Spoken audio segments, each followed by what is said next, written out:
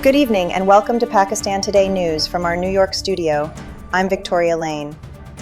We begin in Islamabad, where high-level diplomatic engagement is underway, as United States Vice President J.D. Vance met Prime Minister Shehbaz Sharif, marking the formal commencement of talks between the two sides. Both leaders described the meeting as a step toward durable peace and regional stability. Prime Minister Sharif welcomed Washington's commitment to constructive dialogue, while the U.S. delegation was received by Deputy Prime Minister Ishaq Dar alongside senior military leadership, including Chief of Army Staff General Asim Munir. Officials say the discussions will focus on strengthening bilateral cooperation, security coordination, and economic ties amid ongoing regional tensions. In a related development, Deputy Prime Minister Ishaq Dar has expressed hope that the United States and Iran will engage constructively as peace talks begin in Islamabad. Reaffirming Pakistan's role as a facilitator, Dar emphasized the country's commitment to fostering dialogue for a lasting solution. Iranian Foreign Minister Abbas Araghchi has also been actively engaged, holding consultations with his German counterpart. Meanwhile, Planning Minister Ahsan Iqbal underscored the need for diplomacy, stating that wisdom must prevail over the impulse for war.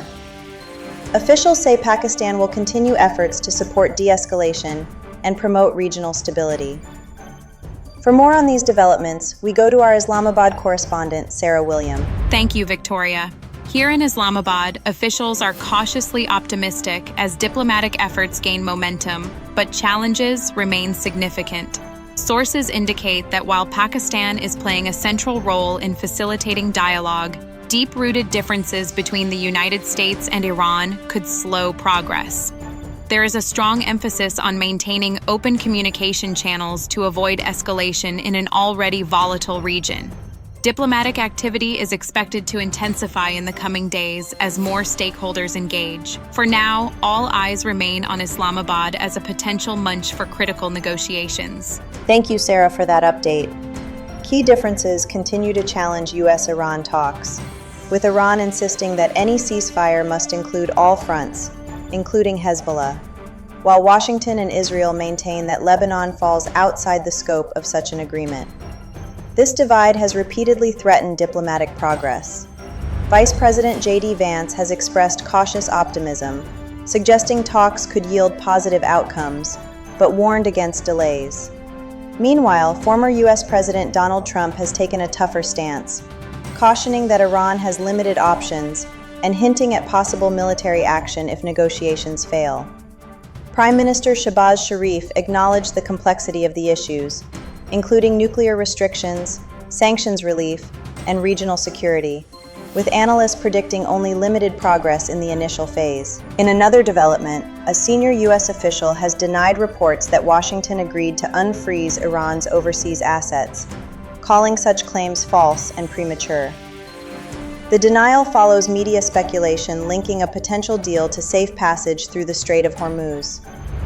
Tehran, however, continues to insist that any lasting agreement must include access to its frozen funds and an end to Israel's military operations in Lebanon. The White House has clarified that formal talks have not yet begun, highlighting ongoing mistrust as negotiations approach a critical stage. Meanwhile, tensions on the ground remain high. Israeli military activity in Lebanon has continued, despite plans for ceasefire talks next week. Reports indicate Israeli warplanes broke the sound barrier over Sidon, Beirut, and surrounding areas, causing loud explosions and widespread panic among residents. A separate blast has also been reported in southern Lebanon. In response, Hezbollah launched rocket attacks targeting Israeli military positions, including Ya'ara barracks and areas near Kiryat Shmona. The escalation raises serious concerns about the prospects for a ceasefire. On the diplomatic front, French President Emmanuel Macron has confirmed talks with Turkish President Recep Tayyip Erdogan, with both leaders calling for the full implementation of a ceasefire in Lebanon. They also emphasized the importance of maintaining freedom of navigation in the Strait of Hormuz and stressed the need for a strong and lasting diplomatic solution.